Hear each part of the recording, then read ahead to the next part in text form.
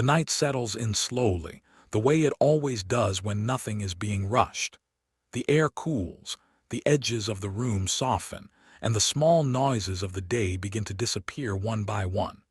This is the kind of quiet that invites long stories, stories that do not demand attention but reward patience. Tonight's story begins far away from glowing screens and sleek devices, in a world that feels almost unrecognizable compared to the one we live in now. Long before Sony became a name etched into plastic casings and startup screens, Japan was a country rebuilding itself from near-total devastation. In 1945, Tokyo carried the weight of war in every street and structure. Buildings stood fractured, power was unreliable, and daily life required careful improvisation. It was in this uncertain space that Masaru Ibuka, an engineer with a calm mind and steady hands, began repairing radios inside a damaged department store. There was nothing glamorous about the work. Each repair was slow, deliberate, and practical. But every repaired radio restored a small connection to the outside world, a reminder that voices and music could still travel through the air. Akio Morita soon joined him, bringing with him a scientific background and a quiet curiosity about how technology might shape the future. Together, they founded a small company called Tokyo Tsushin Kagyo. At the time, there was no global ambition attached to the name. There was only a shared belief that sound, when captured and reproduced clearly, could bring comfort, knowledge, and stability to people whose lives had been disrupted. Their early inventions were humble. Tape recorders were large, heavy, and expensive. They required careful assembly and constant adjustment, yet each device carried a lesson. They learned how heat affected components, how vibration altered sound, how users interacted with machines when instructions were unclear. These lessons accumulated slowly, forming an invisible foundation beneath every product that would follow. As the company stabilized, Morita began looking outward. America, distant and unfamiliar, represented not only economic opportunity but cultural validation. In the United States, technology was woven deeply into daily life.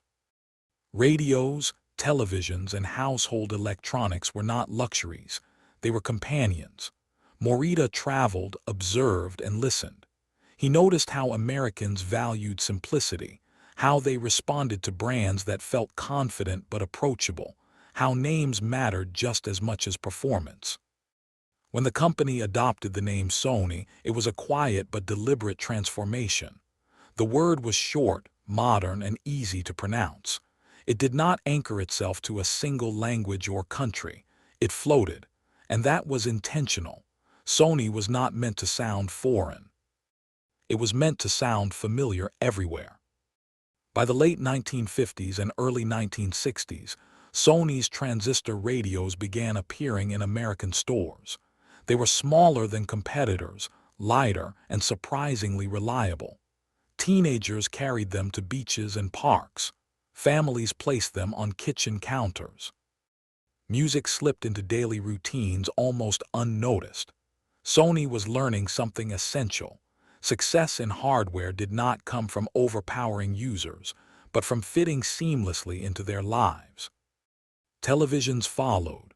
Sony's Trinitron technology produced brighter colors and sharper images at a time when picture quality still felt like magic.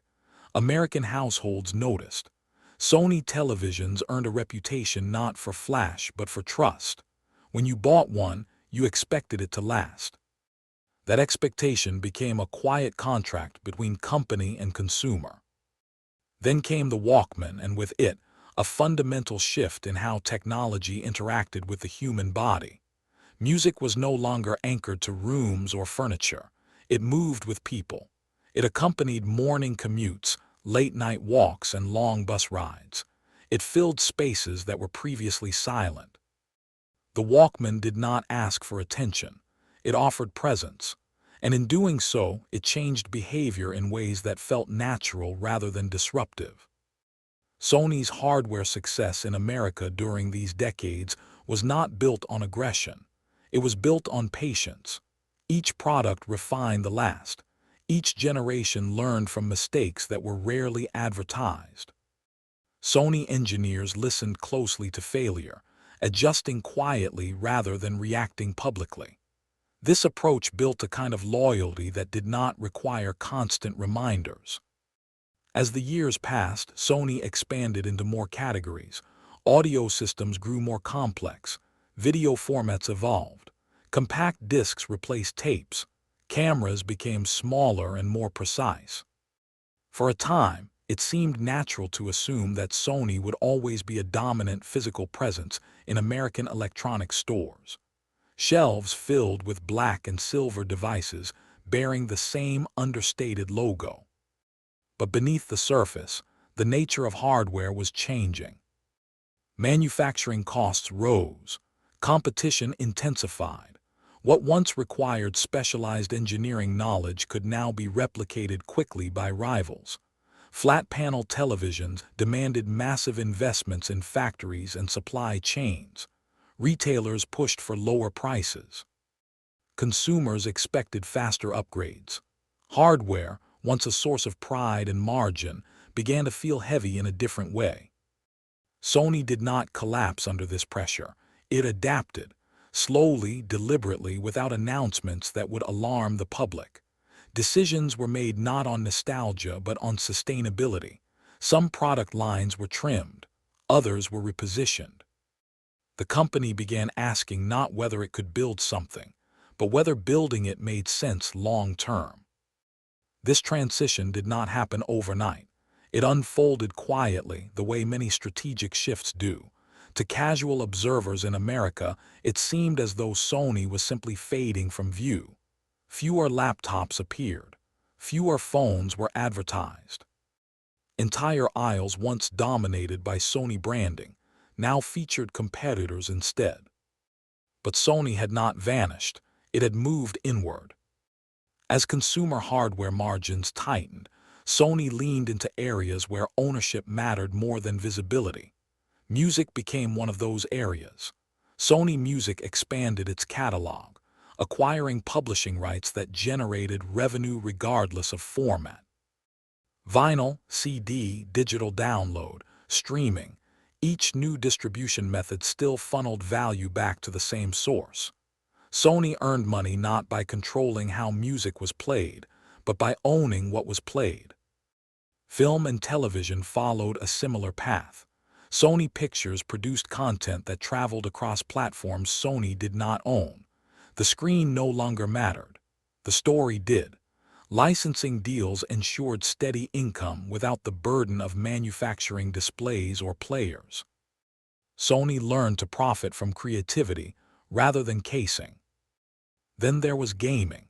When the PlayStation entered American homes, it felt familiar yet different. It was hardware, yes, but it was also infrastructure. Games generated recurring revenue. Developers paid licensing fees. Online services extended engagement far beyond the initial purchase. The console itself became less important than the ecosystem it supported. This realization reshaped Sony's relationship with hardware. Hardware was no longer the destination. It was the doorway. As the night deepens, it becomes easier to see this shift not as retreat, but as evolution. Sony did not abandon America. It stopped chasing attention where attention was expensive and fleeting. Instead, it focused on quiet dominance, on being present in places users rarely noticed but constantly depended on. Cameras still mattered, but increasingly not as consumer gadgets. Sony image sensors found their way into smartphones, medical equipment, automobiles, and industrial systems. Other companies sold the finished products. Sony sold the eyes that allowed those products to see. Each photograph taken on a competing device still carried Sony's engineering at its core. This kind of presence does not announce itself. It does not need shelf space or flashy commercials. It operates beneath the surface, steady and reliable. As Chapter 1 drifts toward rest, the story has not reached its climax. It has merely set its rhythm. Sony's journey is not a straight line from hardware dominance to disappearance. It is a long curve, bending toward ownership, influence, and patience. And as your breathing slows, it is enough to know that this company's story continues, quietly shaping the world without demanding recognition. The night remains calm. In the next chapter, we will drift deeper into the moment when Sony consciously chose silence over spectacle, and how that choice reshaped its power not only in America, but across the entire world. For now, let the hum of old factories fade. Let the glow of early screens dim. The story will be here when you're ready to continue. The quiet does not break when the story resumes. It simply continues like a long breath that never fully ends. The world Sony moves through in this part of the story is brighter on the surface, filled with sharper screens and faster connections, but underneath it carries a deeper stillness. This is the phase where choices are no longer driven by invention alone, but by restraint. By the early 2000s, Sony stood at a crossroads that many technology companies never survive. It was still respected, still profitable, still present in American homes, yet the signs were impossible to ignore. Hardware had become crowded. Televisions were no longer judged by warmth or tone but by price per inch. Audio equipment, once cherished furniture, shrank into plastic docks and then into invisible files. Consumers no longer formed attachments to devices. They replaced them without ceremony. Inside Sony, this shift was felt more acutely than outsiders realized. Engineers continued to refine displays and sound systems, but the emotional return diminished. A television might win awards, yet sell only marginally better than cheaper alternatives. A beautifully designed laptop might receive praise, yet be undercut immediately by competitors willing to accept slimmer margins. The American market in particular became unforgiving. Retailers demanded speed. Carriers dictated smartphone success. Marketing costs ballooned. Shelf space became a battlefield measured in quarterly results rather than long-term trust. Sony had built its reputation slowly, but the market now moved quickly, impatiently. This was the moment when Sony learned a difficult but clarifying truth. Being admired did not guarantee being profitable. The Vaio computers, sleek and distinctive, represented this tension perfectly. They were well-made, thoughtfully designed, and often ahead of their time. Yet the PC market had transformed into a race where differentiation barely mattered. Microsoft controlled the operating system. Intel controlled the processor roadmap. Manufacturers competed mostly on price and distribution. For Sony, continuing to pour resources into a business with so little leverage began to feel like standing still while everything else moved forward. So Sony stepped back, not abruptly, not publicly dramatic. The Vaio brand was sold off, allowing it to live on separately while Sony redirected its attention. To many American consumers, this felt like a retreat, even a failure. But internally it felt like relief. A weight lifted, resources freed. Smartphones followed a similar pattern. Sony's Xperia phones remained technically impressive, especially in imaging and design. Globally, they retained loyal users. But in the United States, the smartphone ecosystem hardened into a narrow channel dominated by a few powerful players. Carriers controlled access. Advertising budgets soared. Differentiation required not just innovation, but relentless visibility. Sony chose not to fight endlessly for a shrinking slice of attention. It reduced its footprint, keeping the technology alive without forcing it into an environment that demanded constant sacrifice. Again, to the outside world, it looked like disappearance. In reality, it was discipline. As these consumer-facing categories softened, Sony's quieter divisions grew stronger. Imaging sensors became one of the company's most strategic assets. Unlike consumer devices, sensors lived deep inside products made by others. They were judged not by brand recognition, but by performance. Low noise, high sensitivity, precision under difficult conditions. These qualities mattered to engineers, not marketing teams. Sony invested heavily here. Factories expanded. Research deepened. Partnerships formed quietly. Smartphones across the world, including those competing fiercely in American markets, relied on Sony's sensors to capture images. Cars used them for safety systems.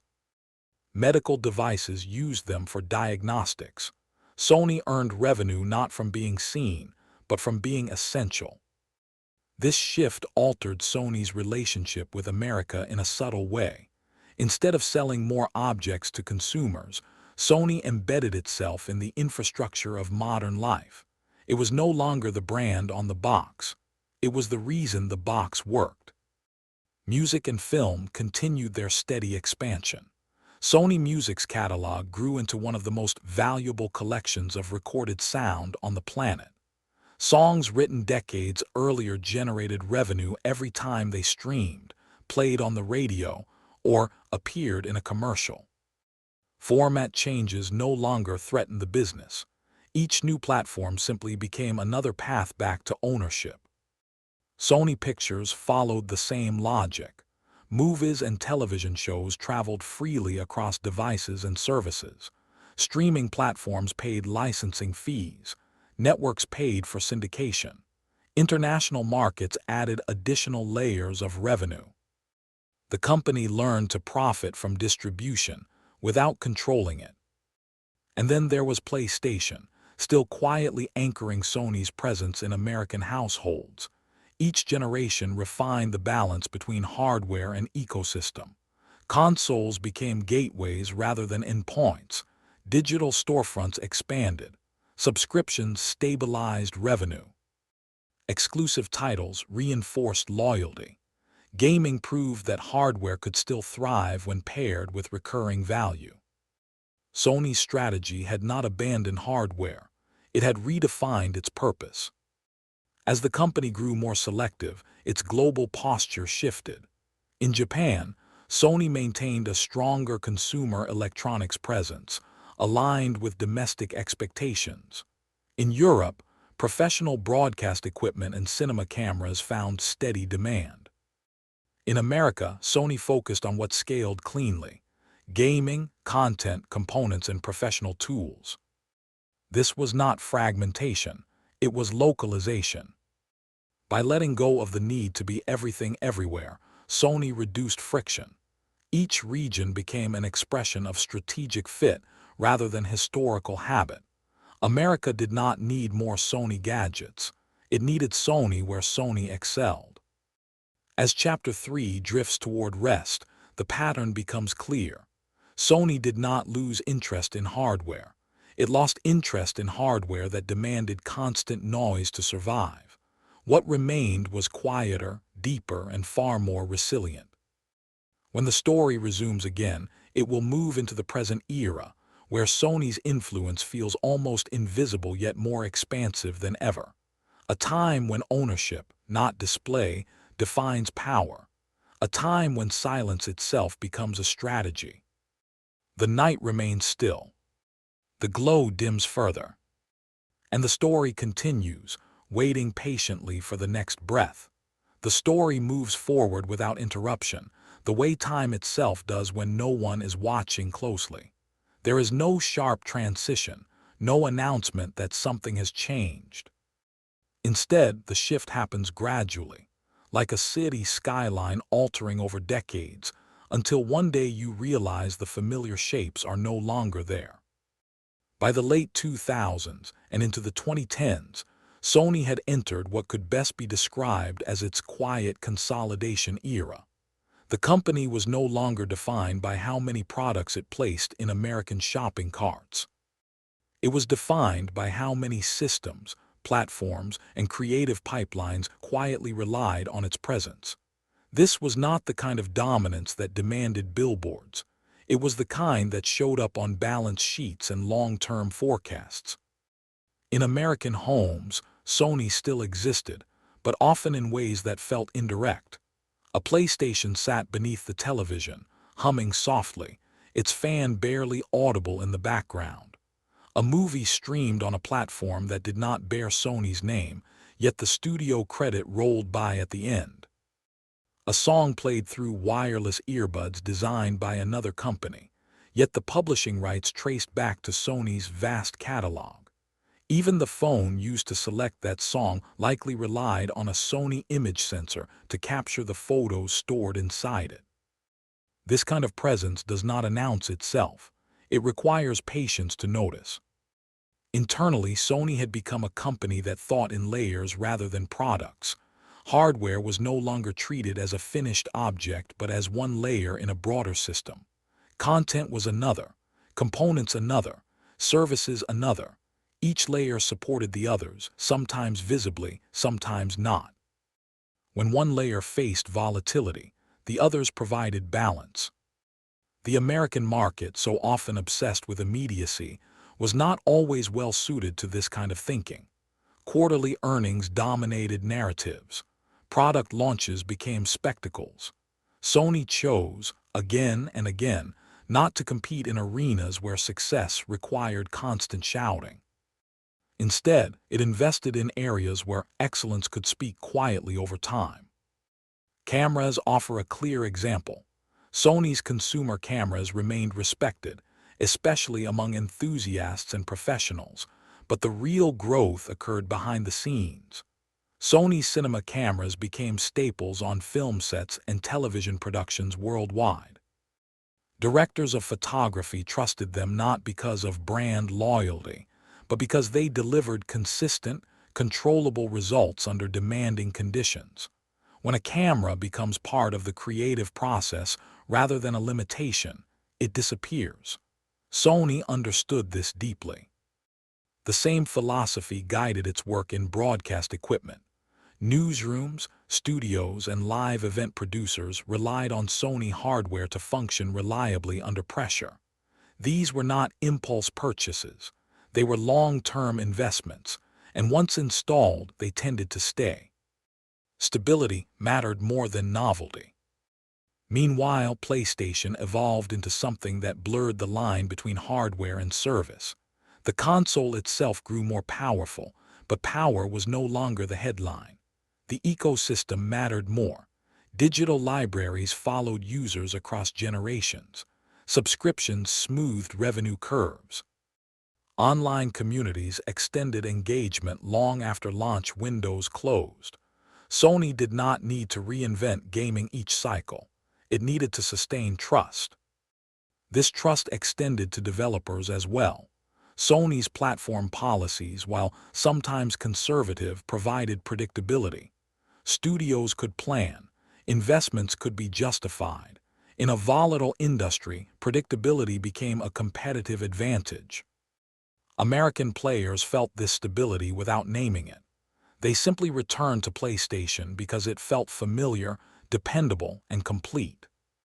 Outside the spotlight, Sony's financial services division continued to operate quietly, particularly in Japan, providing insurance and banking products that generated steady income. This side of the business rarely appeared in American conversations, yet it contributed meaningfully to Sony's resilience. It was another reminder that the company's identity had expanded far beyond consumer electronics. As years passed, the question occasionally surfaced in online discussions and casual conversations. Why doesn't Sony sell hardware in America like it used to? The question itself revealed a misunderstanding. Sony still sold hardware. It simply no longer defined itself by how visible that hardware was. The shelves changed, but the structure remained. Visibility, Sony had learned, was expensive. Ownership was efficient. By embedding itself into supply chains, creative industries, and technological foundations, Sony reduced its exposure to trends that burned hot and faded quickly. It no longer needed to predict consumer tastes perfectly. It needed only to support the systems that enabled those tastes to exist.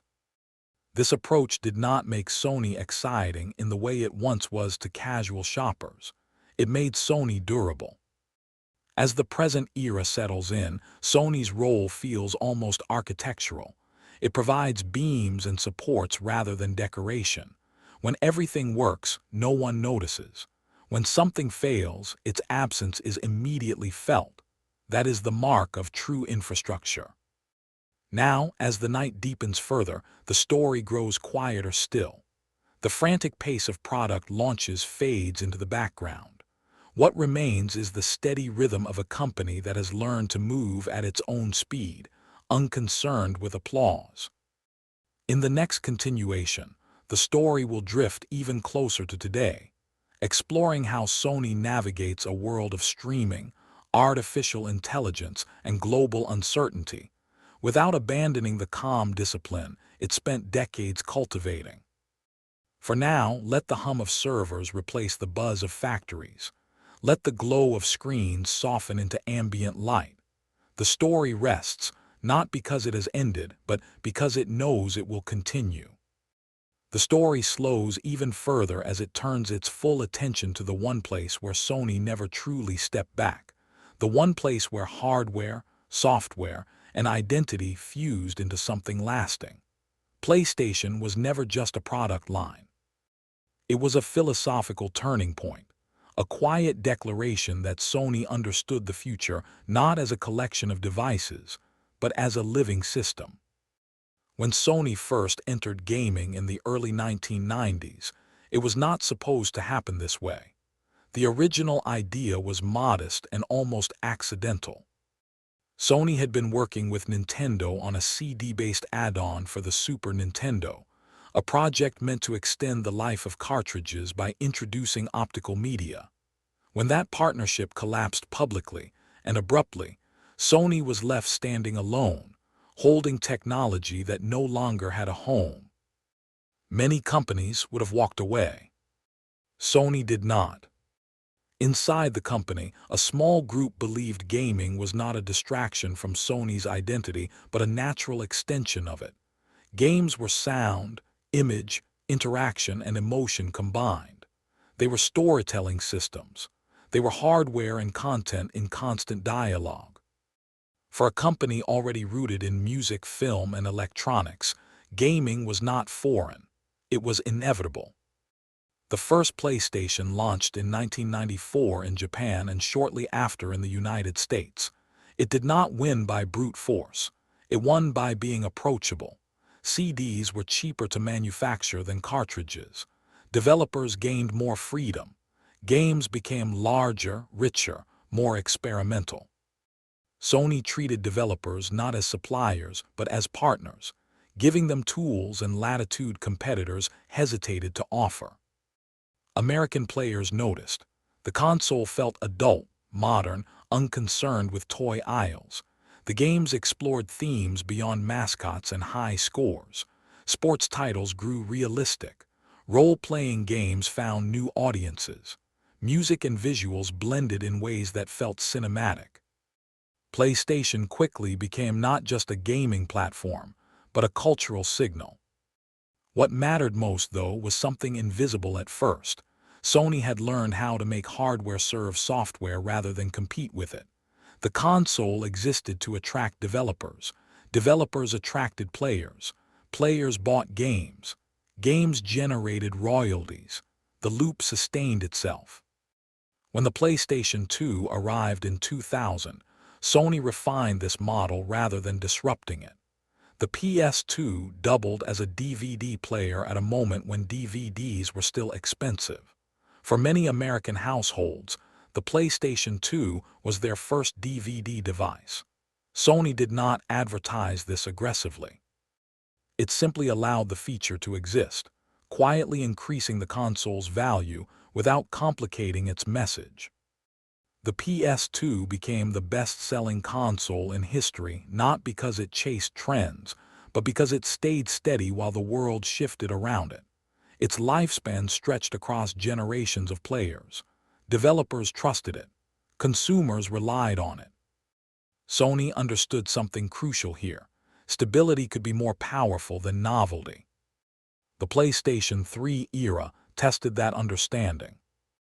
The PS3 launched into a different world. High-definition graphics raised development costs. Online services became expectations rather than bonuses. Sony made ambitious technical decisions, including the complex cell processor that challenged developers. The launch price was high. The learning curve was steep. In America, criticism followed quickly. Yet Sony did not abandon its philosophy.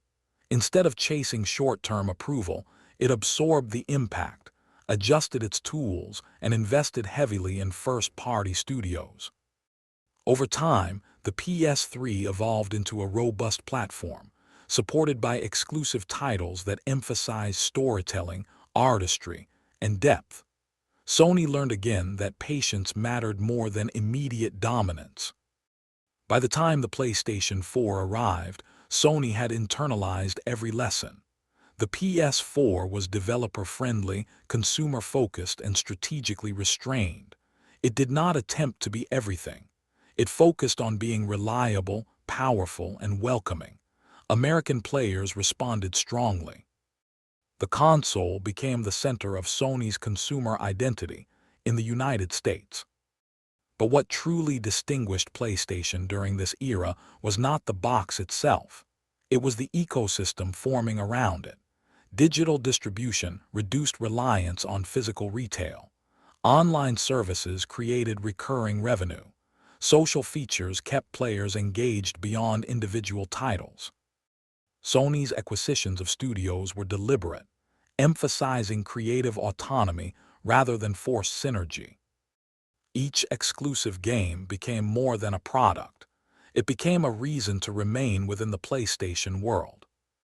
As hardware cycles continued, Sony began thinking of PlayStation less as a console and more as a platform that could extend beyond living rooms. Cloud services, streaming experiments, PC ports, and mobile extensions were not signs of retreat from hardware. They were signs of confidence. Sony no longer needed to protect the console as an isolated object. It could allow PlayStation to exist wherever players were, while still anchoring the experience in its ecosystem. The PlayStation 5 continued this philosophy quietly. Faster storage reduced waiting rather than increasing spectacle.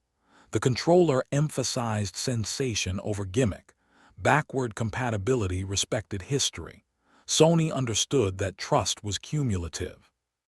Every small decision reinforced a sense of continuity. In America, PlayStation became something rare in modern consumer culture, a long-term relationship. Players did not simply buy consoles. They stayed. Libraries carried forward. Accounts persisted. Communities grew familiar. Sony's revenue model reflected this stability. Hardware margins mattered less than engagement over time. This is why PlayStation stands apart from Sony's other hardware efforts. It is not dependent on shelf space alone. It does not rise or fall with retail trends. It thrives because it integrates hardware, software, content, and service into a single, evolving system. While Sony stepped away from certain categories in the United States, it leaned fully into PlayStation because PlayStation aligned perfectly with its modern identity. It allowed Sony to remain visible where visibility was earned rather than purchased. It allowed the company to tell stories, collect royalties, and build communities simultaneously. As the night deepens, the PlayStation story feels less like a chapter and more like a steady heartbeat within Sony's broader narrative. It is the place where the old Sony and the new Sony meet. Hardware and content, precision and emotion, silence and impact. In the quiet of this moment, it becomes clear why PlayStation endured while other hardware faded. It was never just a machine. It was a system designed to grow with its audience, and a reminder that when hardware serves experience rather than ego, it can last far longer than anyone expects. Let the hum of a console at rest fade into the background. Let the controller lie still, warm from use. The story does not end here, but it pauses gently, knowing it will resume when the world wakes again. The story slows one final time, not toward an ending that closes doors, but toward a resting place where everything that came before settles into balance. After decades of building, retreating, refining, and returning, Sony arrives not as a company defined by any single product, but as a constellation of assets quietly supporting one another. This is where the motion becomes almost still, where the noise of launches and headlines fades, and what remains is structure. Today, Sony's most valuable assets are not always the ones people recognize at first glance. They are layered, distributed, and designed to endure cycles rather than chase moments. At the center sits PlayStation, still one of the most powerful entertainment platforms in the world. Not merely a console business, but an ecosystem of hardware, software, studios, online services, and digital storefronts. It generates revenue through game sales, licensing fees, subscriptions, downloadable content, and long-term player engagement. More importantly, it anchors Sony's consumer identity in regions like the United States, where trust and familiarity translate into continuity across generations. Surrounding PlayStation is Sony's immense catalog of intellectual property. Sony Music controls one of the largest collections of recorded music and publishing rights globally. Every time a song is streamed, licensed, sampled, or performed publicly, value flows back to Sony. This asset is format agnostic. It does not depend on trends in devices or platforms. Whether music is played through vinyl, radio, streaming services, or technologies yet to be invented, ownership ensures participation in the outcome. Sony Pictures complements this with film and television assets that span theatrical releases, streaming content, syndicated television, and global licensing. Sony does not need to own the screen to profit from what appears on it. Its stories travel freely across platforms, regions, and formats. This flexibility allows Sony to benefit from shifts in distribution without being tied to any single delivery method. Beneath the surface, often unnoticed by consumers, lies one of Sony's most strategically important assets, its imaging and sensing division. Sony is the world's leading supplier of advanced image sensors, used in smartphones, automotive systems, medical devices, security equipment, and industrial applications. These components are deeply embedded in modern life. Competitors depend on them. Entire industries rely on their precision. This position gives Sony leverage that does not fluctuate with consumer taste. It is infrastructure-level power. Sony's Professional Solutions division further reinforces this foundation. Broadcast cameras, cinema equipment, audio systems, and production tools are used by filmmakers, studios, and broadcasters worldwide. These are long-term relationships built on reliability and technical excellence rather than impulse purchasing. Once integrated, these systems tend to remain in place for years, generating stable revenue and reinforcing Sony's reputation among professionals.